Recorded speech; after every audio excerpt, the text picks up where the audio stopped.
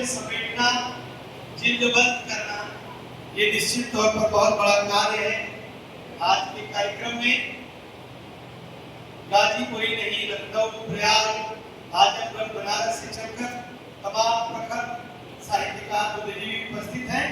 इसी के साथ मुझे लगता है करतब ध्वनि से आप सब तालियां बजा करके और इस पुस्तक लोकार्पण का स्वागत करेंगे। और बिना विलंब के मैं गंगेश जी को बुलाना चाहता हूं।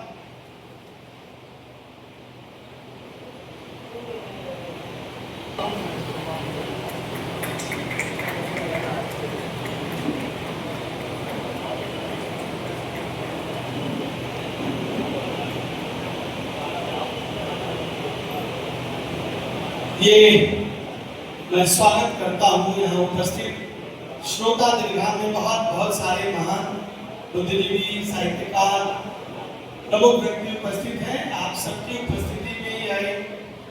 जरा ये चेक करिए, ये पंखा चलवाइएगा। माननीय राजेंद्र सिंह जी के प्रति बहुत ही प्रेम भाव से गंगेश जी स्वागत अभिवादन कर रहे हैं। गाजीपुर को अभिषेचित करने वाली गंगा की अविरल धारा को मैं प्रणाम करता हूँ। गाजीपुर के जन जन को मैं प्रणाम करता हूँ, जिनकी गोद में रोज खेल करके मैं बड़ा हुआ। और जो ऋण यहाँ की मिट्टी का था, उस ऋण को चुकाने के लिए जो मेरी समझ में आया, साहित्य के क्षेत्र में और तो मैं कार्य कर ही रहा था, चाहे कहानी लिखना, कविता लिखना या और भी जो कुछ भी लिखना, जरूरत पड़ी एकांकी लिखना, और मैं नहीं लिखता था। और यह वो चर्चा चलती थी डॉक्टर विवेकी राय का जो मेरे ऊपर और भोलानाथ गहमरी जी का सबसे ज्यादा आशीर्वाद रहा है। उन अपने देव तुल्य अपने पूर्वजों को मैं सबसे ज्यादा नमन करता हूँ कि जिनकी प्रेरणा से साहित्य जगत में मैं पदार्पण। मैं प्रणाम करता हूँ अपने गांव के सबसे पहले कविता के लिए मंत्र को सिखाने वाले श्री भागवत पांडे सुधांशु जी को भी मैं नमन करता हूँ, जिन्होंने पहले हमको लिखना सिखाया था। गांव पर हमारे पड़ोसी थे, उनसे मैं आगे बढ़ा और फिर गाजीपुर आने के बाद में गहमरी जी से मुलाकात हुई। यहाँ के साहित्यकार से, चाहे हमारे अग्रज डॉक्टर उमाशंकर तिवारी और गहमरी जी दोनों ने मिल करके मेरा उपनाम गंगेश रखा। पता नहीं मेरे स्वभाव में क्या देखा और उन लोगों ने मेरा नामकरण गंगेश किया। तो उन दोनों विद्यार्थियों को भी मैं प्रणाम करता हूँ।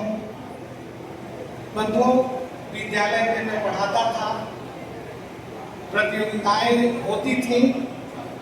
प्रतियोगिताओं में आवश्यकता थी एकांकी की, और यह कहने में मुझे कभी भी संकोच नहीं है कि दिलदार नगर आदर्श इंटर कॉलेज दिलदार नगर के हमारे अग्रज श्री वंशनारायण सिंह मनज जी उस समय एकांकी के रूप में छाए हुए थे।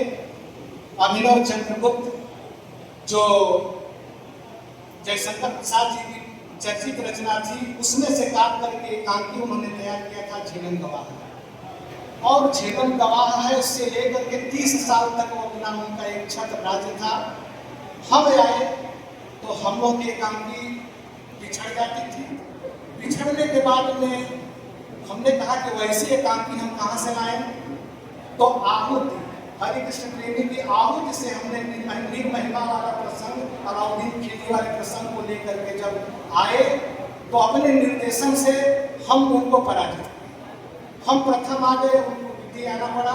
उसके बाद फिर जरूरत पड़ी कि अब वैसी एकांकी कहाँ से आए, नहीं मिल रही थी। विश्वविद्यालय प्रकाशन तमाम लाइब्रेरियाँ टटोली, जब नहीं मिली तो हमने कहा कि मैं भी तो लिख सकता हूँ। और तब एकांकी लिखा सबसे पहले सत्ता का स्वयंवर, जो बाद में 1,100 बीमार करके मेरी नाट्य पुस्तिका के रूप में प्रकाशित हुई। और उसके बाद तो फिर मैं चलता रहा, और फिर मेरा रथ रुका नहीं, और लगातार गाजीपुर और वाराणसी मंडल में मैं प्रथम, मेरे बच्चे आते रहे। और उसी एकांकी लेखन का परिणाम था कि उत्तर प्रदेश हिंदी संस्थान से मुझे भारतीय हरिश्चंद्र पुरस्कार 15 में जो किताब छपी थी बाप पर उसका संकलन।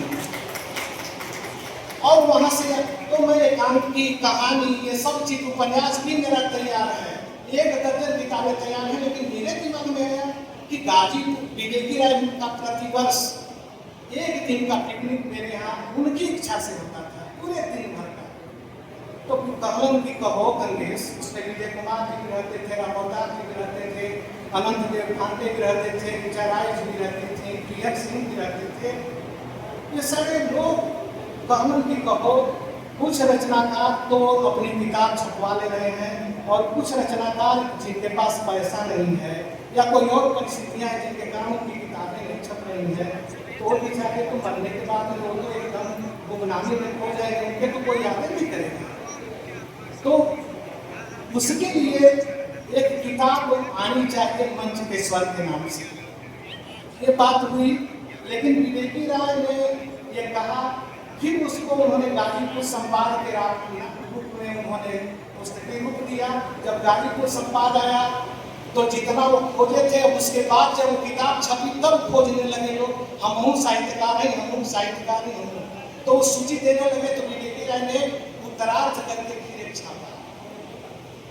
मैं यह कहने में कभी भी संकोच नहीं कर रहा हूँ कि उस किताब और गंगा गोमती के कोण पर 68 में किताब संपादित किया था विश्वनाथ प्रसाद जी ने और डॉक्टर जितेंद्र पाठक ने। आज वो किताब अस्तित्व में हमको लगता है कि नहीं है, क्योंकि न तो पाठक जी के पास है, न तो विश्वनाथ प्रसाद जी के पास है। संतोष जी के पास होती तो होगी, लेकिन संतोष जी नहीं हमको दिए। हम प्रेम शंकर चौबे जी के यहाँ किताब में देखा था और ले आकर के उस किताब को अपने मतलब का मैं फोटो स्टेट करवा लिया।